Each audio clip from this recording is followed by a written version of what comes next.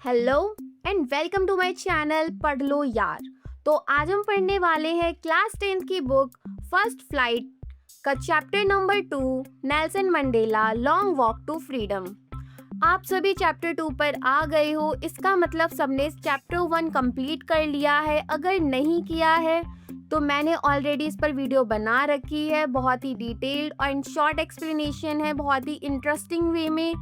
तो अब हम इसको स्टार्ट करते हैं।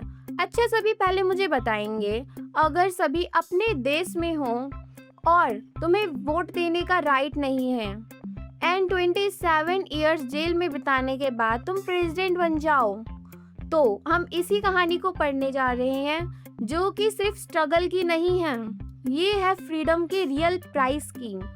तो अब हम चैप्टर स्टार्ट होने से पहले एक हिस्टोरिक मोमेंट पे आएंगे। 10th मई 1994, प्लेस है प्रिटोरिया। यहाँ क्या हो रहा है?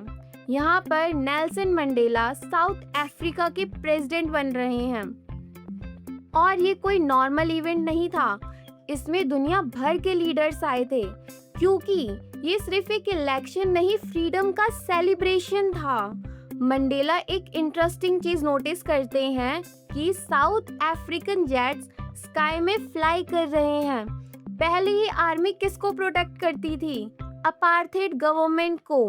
अपार्थेड क्या होता है? जो कि डिस्क्रिमिनेशन होता है, वाइट पीपल ब्लैक पीपल के ऊपर ऑप्रेस करते हैं, जिसमें वाइट पीपल के पास सारी अथॉरिटी होती है, उनके पास सारे राइट्स होते हैं एंड ब्लैक पीपल्स उनके स्लेव्स की तरह उन्हें ट्रीट करते हैं।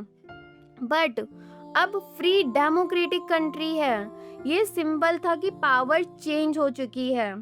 अब समझो ये फ्रीडम इतनी इम्पोर्टेंट क्यों थी। साउथ अफ्रीका में सिस्टम था अपार्थेड का, जिसमें वाइट लोगों के पास पूरी फुल पावर थी एंड ब्लैक पीपल के पास कोई भी राइट नहीं था।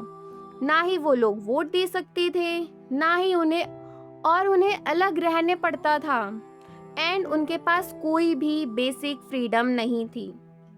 मतलब अपने ही देश में सेकंड क्लास सिटीजन की तरह उन्हें रहना पड़ता था।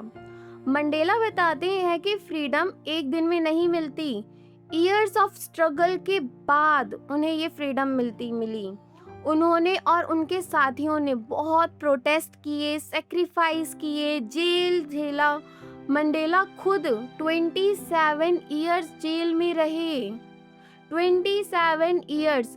अब आता है चैप्टर का सबसे मोस्ट इम्पॉर्टेंट पार्ट, करेज। मंडेला कहते हैं करेज का मतलब ये नहीं कि तुम्हें डर नहीं लगता, बल्कि तुम्हें उस डर पर जीत पाने को करेज कहते हैं।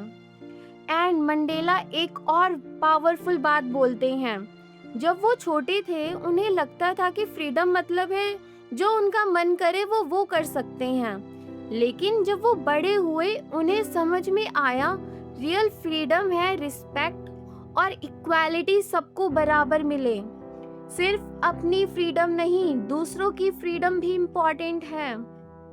मंडेला एक डीप लाइन बोलते हैं, ऑपरेशर भी फ्री नहीं होता जो दूसरों को कंट्रोल करता है, जो खुद ही हेट्रेड का स्लेव होता है।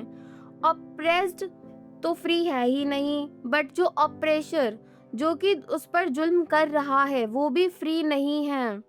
ट्रू फ्रीडम हो कि दोनों ही फ्री हों, जिसमें नेल्सन मंडेला ने क्या चूज करा? 27 इयर्स जेल में रहने के बाद उन्होंने रिवेंज चूज नहीं करा था, उन्होंने करा यूनिटी। उन्होंने क्या डिसाइड करा? हम एक न्यू नेशन बनाएंगे जहां पर सब इक्वल होंगे। इसी वजह से वो एक ग्रेट लीडर बने। एंड बस तुम्हें चैप्टर के लिए बस ये कुछ इम्पॉर्टेंट चीज़ें याद करनी है कि 10th मई 1994 को इनॉग्रेशन हुआ था प्रेसिडेंट का, जिसमें नेल्सन मंडेला प्रेसिडेंट बने थे साउथ अफ्रीका के। अपार्थेड क्या होता है? डिस्क्रिमिनेशन, वाइट पीपल के पास सारा कंट्रोल होता है एंड ब्लैक पीपल के पास कोई राइट नहीं होता है। स्ट्रगल, नेल्सन मंडेला ने 27 इयर्स जेल में सेक्रीफाइस किया। एंड करेज क्या होता है? करेज मतलब होता है फियर के ऊपर जीत हासिल करना। फ्रीडम फ्रीडम मतलब कि सभी लोगों के पास इक्वालिटी हो। एंड नो रिवेंज मतलब एक यूनिटी में सब लोग रहें। तो अब इस चैप्टर से रिलेटेड कुछ मोस्ट इम्पॉर्टेंट क्वेश्चन है जो कि आप सभी को कमेंट्स में बताने हैं कि 10th में 1994 का सिग्निफिकेंस क्या है, अपार्थाइड एक्सप्लेन करना है, करेज का रियल मीनिंग क्या होता है, मंडेला के अकॉर्डिंग फ्रीडम क्या है और प्रेशर भी स्लेव क्यों है। एंड मंडेला की स्टोरी हमें यह सिखाती है कि फ्रीडम फ्री में नहीं मिलती, उसके लिए बहुत सैक्रिफाइस स्ट्रगल करने पड़ते हैं और जब वो मिलती है तो उसे सबके साथ शेयर करना पड़ता है। तो हमारा ये चैप्टर पूरा कंप्लीट हो गया है। आई होप कि आप सभी को बहुत ही इंटरेस्टिंग लगा हो एंड सब कुछ याद हो गया हो। एंड और वीडियोस के लिए मेरे चैनल को सब्सक्राइब करें एंड लाइक करें। एंड अगर आपको और वीडियोस चाहिए तो प्लीज़ कमेंट करें।